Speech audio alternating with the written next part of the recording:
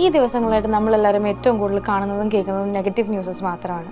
ഇതിൽ നമ്മളെല്ലാവരെയും ഏറ്റവും കൂടുതൽ ഞെട്ടിച്ച ഒരു സംഭവമാണ് റീസെൻ്റായിട്ട് നടന്ന എയർ ഇന്ത്യയുടെ അഹമ്മദാബാദ് ലണ്ടൻ ഫ്ലൈറ്റ് ക്രാഷ്.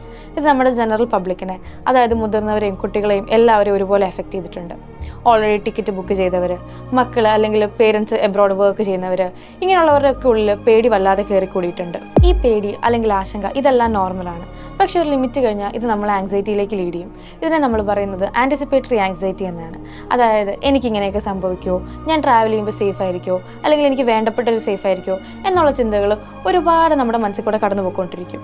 അതുപോലെ തന്നെ ഇങ്ങനത്തെ കാര്യങ്ങളിലേക്ക് എക്സ്പോസ്ഡ് ആവുന്നത് വഴി കുട്ടികളുടെ മനസ്സിലും ഒരു ട്രോമ രൂപപ്പെടും. ഇത് അവരുടെ ഫ്യൂച്ചറിനെ നെഗറ്റീവായിട്ട് ഇമ്പാക്റ്റ് ചെയ്യാനുള്ള സാധ്യതകളുണ്ട്. എങ്ങനെ ഈ പേടിയും ആശങ്കയൊക്കെ നമുക്ക് മാനേജ് ചെയ്യാം? Stay informed but set boundaries. റെലവൻറ്റും വെരിഫൈഡുമായിട്ടുള്ള ഇൻഫർമേഷൻസിനെ പറ്റി എപ്പോഴും അപ്ഡേറ്റ് ആയിരിക്കുക.